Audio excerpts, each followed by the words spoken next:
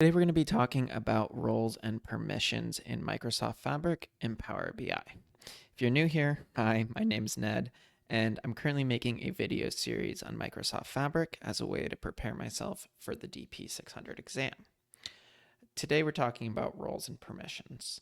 This is actually my second time making this video today because I felt like the first time I was a little disjointed and I didn't quite tell the story that I wanted to tell.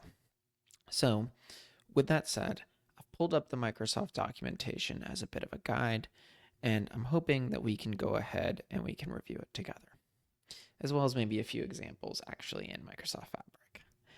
All right, so first let's let's take a look at what the workspace permissions model looks like. So you should now be able to see my screen, and you can see that in workspaces we have 4 different roles. We have an admin role, a member role, a contributor role, and a viewer role. The core difference between the admin and the member is that the admin can actually delete and create other admins. The core difference between the member and the contributor is that the contributor can't add other members, and then the poor viewer, all on their own is down here, and they can just read the data. So in order to change workspace permissions, and I'm going to go over here into my video demo workspace, you can go ahead and you can click this manage access button, and then you can click this add people or groups button, and you can enter in someone's email or security group and then give them a access role. Okay. The next type of roles and permissions that we have in Microsoft Fabric are really item level permissions. So the way these item level permissions work is, well, frankly, they work differently for every single item type. The two that are on the study guide are the warehouse and then the lakehouse permissions, and these two are actually fairly similar. So I'm going to click over here to this documentation, and we can talk about some of these roles. So in Microsoft Fabric, you have kind of a few different security roles. And I think this is true of both the data warehouse and the data lake, although if I'm wrong, let me know in the comments.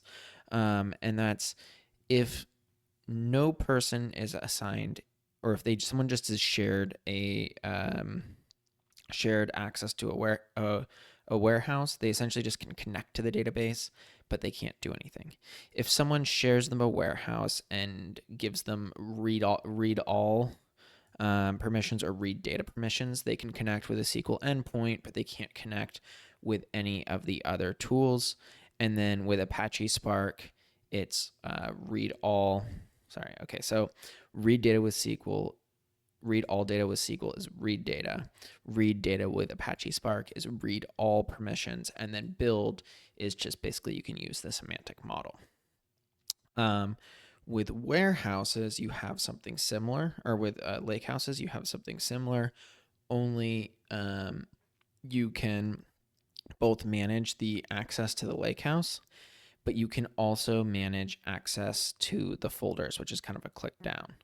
In a warehouse, you have a click down, but you'd be managing that through kind of like a traditional SQL method, right? So, grant, revoke, kind of the same way you would manage roles in any kind of SQL access.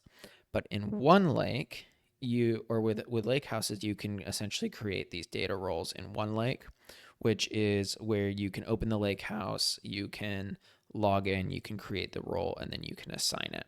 And that will give the people in that group access to all of the folders in the lake house down below. All right, so I'm feeling pretty good about that explanation. I think the first time I did it, I was even more confusing than that, if you can imagine.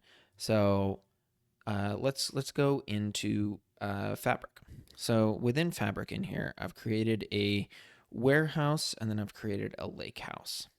And within each of these, if we go and we click these 3 dots, we can basically click this manage permissions button, and then we can click add user.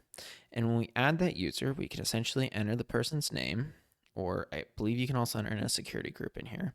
You can give them the ability to read via SQL, give them the ability to read all OneLake data, so that's the read all, or give them build. And you might be thinking like, okay, well, like what is OneLake? Remember, OneLake is what underlines all of Microsoft Fabric, right? So OneLake is cross data domains. So if you give someone the ability to read all, you're essentially giving them the ability to be in a different workspace, I believe, and create something like a data pipeline or use Apache Spark or Airflow or something to create another job. Okay. Same is true of a lakehouse. If we go over here into the lakehouse and we click these three little things and then click manage permissions, and we can go ahead and we can add that user with those exact same security roles. But if we actually go into the lakehouse, so click over here into the lakehouse and then let it load. My trial's been a little slow to load today in Microsoft Fabric as I've prepped this. You can then click this Manage OneLake Data Access Preview. And if it's your first time clicking it, it'll pop open like a warning like, hey, this is going to override, I believe it's override some build permissions if you have created previous access roles where you've granted build permissions. But once you click that, you can then create these roles on subfolders. Because remember, like a lake house, all of the data is stored in individual files, and each of those individual files have folders and subfolders. So you can create a role where someone can access only the data in a file, right? And then all of kind of the subfolders within that folder.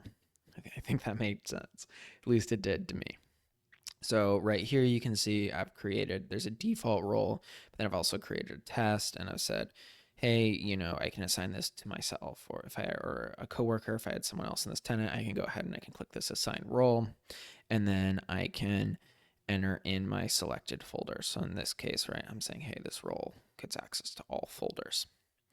All right, so that's high level permissions. So we've covered the workspace permissions, and then we've covered the item permissions of Microsoft Fabric, right? So kind of clicking in and clicking those manage permissions. There is kind of a further level down permissions if you can imagine that. Within Power BI, you can define row level security. So that's essentially if you go into your semantic model and you define row level security, you can then click these three dots, and then go into security, and you can create a security role, and you define those roles in Power BI Desktop. But within Fabric, you can not only create that row level security, you can also actually even create column level security. So someone can't see certain columns. And you can do that within the lake house and the warehouse, I believe. All right, so I think that's going to be it today on permissions. Let's quickly do a run through on what we learned. So we have workspace, item, and then I believe they're called object level permissions, or row level or column level permissions. Within each one of those, we have different roles. But what you essentially need to remember is that within workspaces, you're going to have an admin, a member, you're going to have a contributor and a viewer. And then within Microsoft Fabric, or at least the lake houses, you are going to have three kind of permission sets. You're going to have a read data, a read all, and then a build, I believe. And let's just double check that, right? So let's go back over here, add user. Yep, you're going to have a read data, a read all, and a build.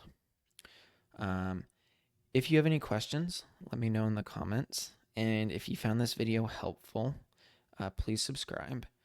As always, I'm going to go ahead and I'm going to link the resources that I used to prepare for this in the chat. So that's these Microsoft documents that I was reading through and reviewing with you earlier on the video.